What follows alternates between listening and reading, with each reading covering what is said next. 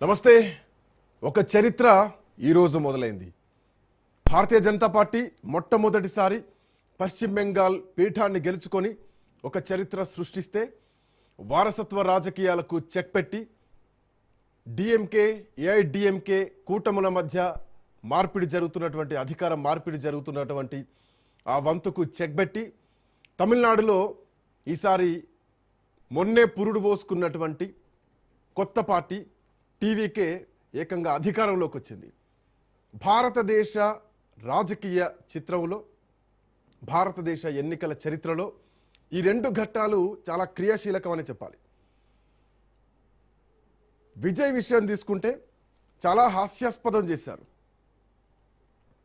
Axis my India తప్ప అందరూ DMK గెలుస్తుంది, విజయ్ 5కో 10కో పరిమితం అవుతారు, హంగ్ ఏర్పడితే విజయ్ ఎన్డీఏ కూటమితో వెళ్ళిపోతారు అన్నటువంటి స్థానం నుంచి ఈరోజు కంప్లీట్ దేశం మొత్తం ట్రాఫిక్ జామ్, ఒక పొలిటికల్ ట్రాఫిక్ జామ్ జరుగుతోంది. అటు పశ్చిమ బెంగాల్లో గెలుస్తామని ఖచ్చితంగా గంటా బజాయించి చెప్పినటువంటి భారతీయ జనతా పార్టీ పశ్చిమ బెంగాల్లో గెలిచింది. అసలు గెలుస్తామో లేదో, గెలుపు కనీసం ఎక్కడో చిటారు కొమ్మన కనిపిస్తుంది అనుకున్నటువంటి విజయ్ ఏకంగా ముఖ్యమంత్రి అవుతున్నారు. The wonder of the nation ఈరోజు Vijay, literally wonder of the nation ఈరోజు అని చెప్పాలి. తమిళనాడులో ఇప్పటికే 73 స్థానాల్లో టీవీకే గెలిచింది, ఇంకా 33 స్థానాల్లో ముందంజలో ఉంది. 106 స్థానాల్లో విజయం దిశగా టీవీకే ఉంది. ఏడిఎంకే 54 స్థానాల ముందంజలో 34 స్థానాల్లో గెలిచింది, ఇంకా 20 స్థానాల్లో ముందంజలో ఉంది. డిఎంకే 64 స్థానాలకు పరిమితమైంది, అంటే 95 స్థానాలను కోల్పోయింది. 23 స్థానాల్లో ప్రస్తుతానికి ముందంజలో కనిపిస్తోంది.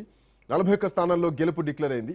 ఇక ఇతరులు 7 స్థానాల్లో గెలిచారు, ఇంకొక 3 ప్రస్తుతానికైతే లీడింగ్ అనిపిస్తోంది.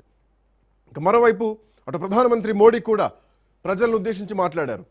గంగోత్రి నుండి గంగాసాగర్ వరకు కమలాలు వికసించాయి, భారతదేశం మొత్తం కూడా కమలం వికసించబోతోంది, చొరబాటుదారులపైన చర్యలు తీసుకుంటాం. భారతీయ జనతా పార్టీ ప్రభుత్వం ఏర్పడ్డ తర్వాత తొలి కేబినెట్ సమావేశంలోనే ఆయుష్మాన్ భారత్ను అమలు చేస్తామన్నారు. వాస్తవానికి కేంద్ర పథకాలు ఏవి కూడా పశ్చిమ బెంగాల్లో అమలు కాలేదు, దీది అమలు కానివ్వలేదు. బట్ ఈసారి భారతీయ జనతా పార్టీ అధికారంలోకి వచ్చిన తర్వాత మొట్టమొదటి తొలి కేబినెట్ సమావేశంలోనే ఆయుష్మాన్ భారత్కు ఆమోదం తెలుపుతాం, చొరబాటుదారులు ఎవరైతే ఉన్నారో వాళ్ళందరిపైన కఠిన చర్యలు తీసుకుంటామంటూ కూడా చెప్పడం జరిగింది. ఇక్కడ నుంచి మహిళలు సురక్షితంగా ఉంటారు, యువతకు ఉపాధి దొరుకుతుంది.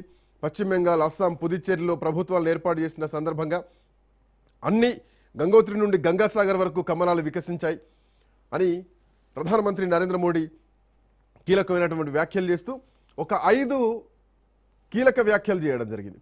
ఇది చారిత్రాత్మక విజయం, ఈ ఘన విజయం మొత్తం కూడా కార్యకర్తలదే, ప్రజలదే అంటూ ప్రజలకు అంకితం చేశారు ఈ విజయాన్ని. గంగోత్రి నుండి గంగాసాగర్ వరకు అంటే ఉత్తరాఖండ్, ఉత్తరప్రదేశ్, బీహార్, ఇప్పుడు పశ్చిమ బెంగాల్ కూడా బీజేపీ అంటే ఎన్డీఏ పాలనలో ఉన్నాయి. సో దీని అర్థం ఏంటంటే గంగోత్రి నుండి గంగాసాగర్ వరకు తామర పువ్వు వికసిస్తుంది అని భారతీయ జనతా పార్టీ వికసించే విధానాన్ని, గెలుస్తున్నటువంటి తీరును గంగోత్రి నుండి గంగాసాగర్ అంటూ ప్రధానమంత్రి మోడీ చెప్పడం జరిగింది. సో ఆయుష్మాన్ భారత్ ఇక ఆమోదం తెలపబోతున్నారు.